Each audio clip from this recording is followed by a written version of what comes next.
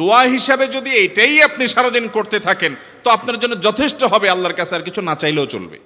আমার জীবনে বহুবার এমন হয়েছে, বহুবার এমন এমন বিপদ যে দেয়ালে পিঠ ঠেকে গেছে, এখান থেকে উদ্ধারের কোনো পথ আর চোখের সামনে দেখা যাচ্ছে না। আমি এই আমলটি প্রতি নিঃশ্বাসে নিঃশ্বাসে বাস কন্টিনিউয়াসলি করে গেছি, এমন ভাবে অলৌকিক ভাবে উদ্ধার করেছেন যে আমার কল্পনায়ও আসে না যে এখান থেকে এভাবে হেল্প হতে পারে। সূরা মুলকে আল্লাহ রাব্বুল আলামিন আমাদের জীবনের উদ্দেশ্য বলতে গিয়ে, বাতলাতে গিয়ে বলেছেন, আল্লাযী খালাকাল মাউতা ওয়াল হায়াতা লিয়াবলুয়াকুম আইয়ুকুম আহসানু আমালা। আল্লাহ বলেন নাই আইয়ুকুম আকসারু আমালা, তোমাদের মধ্যে কে বেশি আমল করে এটা আমি দেখতে চাই, এই জন্য তোমাদেরকে দুনিয়াতে পাঠাইছি। আল্লাহ সেটা বলেন নাই। কে সর্বোত্তম আমল করে, সবচেয়ে কোয়ালিটিফুল আমল করে, কার নামাজ কত সুন্দর, কে মুসলমান হিসেবে কত ভালো, আল্লাহ তাআলা সেটা দেখতে চান, সেটা প্রমাণ করতে চান। আল্লাহ জানেন সবকিছু। মোহতারাম হাজিরিন, আমাদের আমলের কোয়ালিটি আল্লাহ তাআলা চান, কোয়ান্টিটি মুখ্য না। সব সময় বেশিরভাগ ক্ষেত্রে কোয়ালিটি হলো মূল। কিন্তু একটা আমল আছে যে আমলটার কোয়ালিটি তো ভালো হতেই হবে সব আমলের মতো, পাশাপাশি কোয়ান্টিটিটাও আল্লাহ তাআলা চান বান্দা বেশি পরিমাণে করুক। কারণ বান্দার সাথে আল্লাহর যে একটা সম্পর্ক ঈমান আনার ফলে হয়েছে, এই সম্পর্কটা মোবাইলের নেটওয়ার্কের মতো। মোবাইলের নেটওয়ার্কের সাথে তুলনা করা যায়, উপমা দেয়া যায়, দৃষ্টান্ত দেয়া যায়। আপনার মোবাইলের যে সিম আপনার সেটে আছে, টাওয়ারের সাথে এই সিমের কানেকশন যত ভালো হবে তত এটা ব্যবহার করে আপনি শান্তি পাবেন, কথা বলে শান্তি পাবেন, কল করতে আপনার কোনো ডিস্টার্ব হবে না, কল কেটে যাবে না, কথা কেটে কেটে যাবে না, কথা স্মুথলি বলতে পারবেন। যত বেশি টাওয়ারের সাথে এই সিমের নেটওয়ার্কটার কানেকশন মজবুত থাকবে। আমরা সবাই আমাদের রব হিসাবে আমাদের মালিককে, আরশ আজিমের মালিককে স্বীকার করে নিয়েছি। সেই স্বীকৃতির ফলে আল্লাহর সাথে বান্দা হিসাবে আমাদের কানেকশন প্রতি মুহূর্তে যেন থাকে। এই জন্য প্রিয় নবী সাল্লাল্লাহু আলাইহি সাল্লাম প্রতিটা পদে পদে, প্রতিটা কাজে কাজে, প্রতিটা মুহূর্তে মুহূর্তে আমাদেরকে জিকির শিক্ষা দিয়েছেন, দোয়া শিক্ষা দিয়েছেন। ইমানদারের জীবনে এমন একটি পদক্ষেপও নাই, এমন একটি কাজও নাই যেই কাজে কোনো না কোনো দোয়া নবী করিম সাল্লাল্লাহু আলাইহি সাল্লাম শিক্ষা দেন নাই, এমন কোনো কাজ নাই। মুহতারাম হাজিরিন, আপনি যখন আল্লাহর স্মরণ করে অর্থ বুঝে নবীজির বাতানো দোয়া জিকিরগুলো পাঠ করবেন, আপনার অন্তরে এক ধরনের তৃপ্তি অনুভব করবেন। আপনি অনুভব করবেন যে আপনি পাওয়ার হাউসের সাথে কানেক্টেড আছেন, সংযোগ আপনার আছে, নেটওয়ার্ক আপনার আছে আল্লাহ তাআলার সাথে। এটা আপনি অনুভব করবেন এবং অসম্ভব অভূতপূর্ব এক ভালো লাগা আপনার কাজ করবে। এই জন্য জিকির ছাড়া যেন ইমানদারের কোনো অবস্থা না কাটে। চেষ্টা করব না ইনশাআল্লাহ। জিকির বলতে আমরা বুঝি কিছু মানুষ একত্র হয়ে সবাই মিলে সুরে সুর মিলিয়ে, তালে তাল মিলিয়ে শুধুমাত্র কিছু বাক্য উচ্চারণ করা, এটার নাম আমরা জিকির মনে করি। ভাইরা আমার, জিকিরটা আরো ব্যাপক অর্থবোধক। প্রতি কদমে কদমে আপনি যখনই বিসমিল্লাহ বলছেন, দোয়া পড়ছেন, স্মরণ হচ্ছে আল্লাহর কথা, আল্লাহর কাছে কিছু নিবেদন করছেন, চাইছেন, ওইটা সবগুলাই জিকির। বরং জিকিরের সর্বোত্তম ফরম্যাট সেটা যেটা নবী করিম সাল্লাল্লাহু আলাইহি সাল্লাম পদে পদে আমাদেরকে শিক্ষা দিয়েছেন। নবী করিম সাল্লাল্লাহু আলাইহি সাল্লামের প্রতি দুরূদ প্রেরণ করা। নবীজি সাল্লাল্লাহু আলাইহি সাল্লামের প্রতি দুরূদ প্রেরণ করার আমল এরকম আমল, আপনি যদি সারা দিনে শুধুমাত্র নবীজির প্রতি দরুদ প্রেরণ করার আমলটাই জিকির হিসাবে সবচেয়ে বেশি করেন, দোয়া হিসাবে যদি এটাই আপনি সারাদিন করতে থাকেন তো আপনার জন্য যথেষ্ট হবে, আল্লাহর কাছে আর কিছু না চাইলেও চলবে। আর কিছু না চাইলেও চলবে। দুরুদ মানে হলো নবীজির জন্য দোয়া করা। ভাই, আল্লাহ তার হাবিবকে রহম করবেন, আপনার আমার দোয়ার দিকে আল্লাহর তাকানোর কোনো ঠেকা আছে?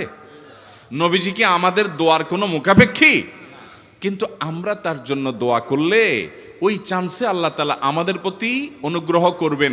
একবার না, আপনি নবীজির প্রতি একবার রহমতের দোয়া করবেন, একবার দুরূদ পাঠ করবেন।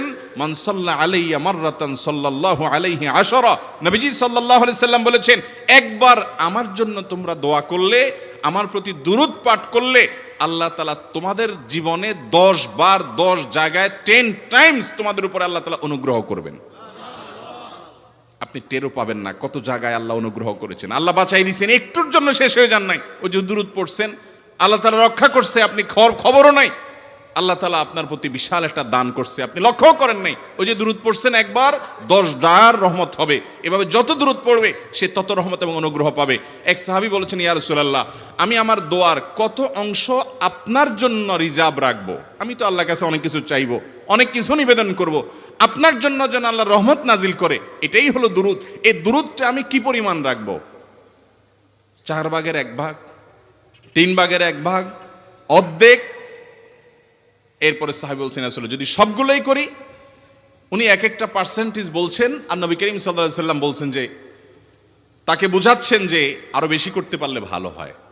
তো সাহাবী বাড়াইতে বাড়াইতে শেষ পর্যন্ত বলেন যে, আমার দোয়া যদি সবগুলো আপনার জন্য করি, আমি যদি আর কোনো দোয়া না করি, শুধু আপনার জন্যই দোয়া করি, নবী করিম সাল্লাল্লাহু আলাইহি সাল্লাম তাকে সুসংবাদ দিলেন যে তাহলে তোমার আর কোনো সমস্যা থাকবে না, সব সমস্যা দূর হয়ে যাবে, তোমার কোনো পেরেশানি থাকবে না। ভাইরা আমার, দুরুদের আমল এমন একটা আমল যে আপনার জীবনে কোনো বিপদ, কোনো মুসিবত, কোনো পেরেশানি, কোনো সমস্যা দেখা দিয়েছে,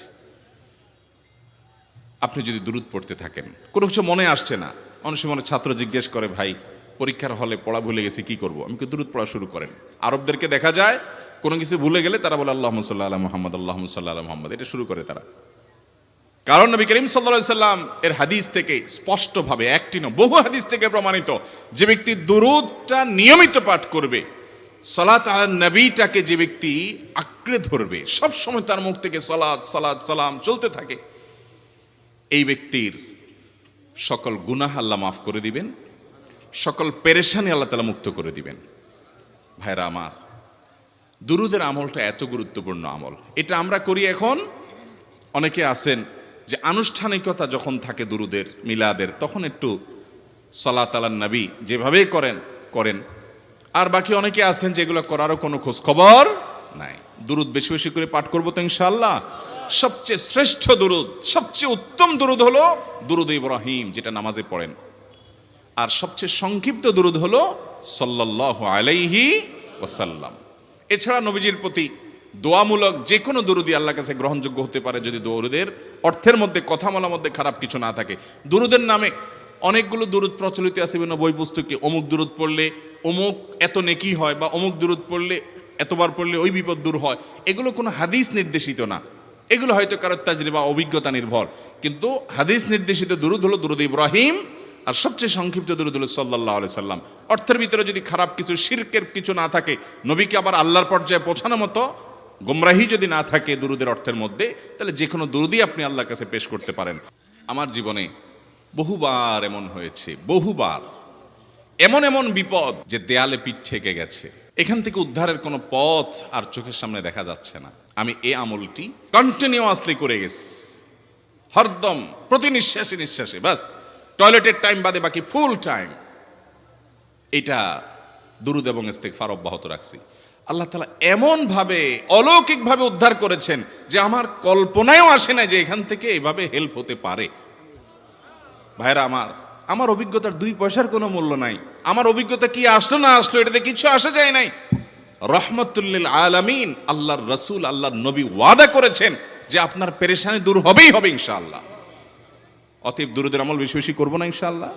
দুরুদের ব্যাপারে নবী করিম সাল্লাল্লাহু আলাইহি সাল্লাম এক হাদিসে বলেছেন, আকফিরু আলাইয়া মিনাস সালাতি মিন ইয়াউমিল জুমআতি ওয়া লাইলাতিল জুমআহ, জুমার রাতে আর জুমার দিনে, অর্থাৎ বৃহস্পতিবার দিবাগত রাত আর জুমার দিন শুক্রবার, এই সময়গুলোতে তোমরা আমার প্রতি বেশি বেশি দুরূদ পাঠ করো। এই জন্য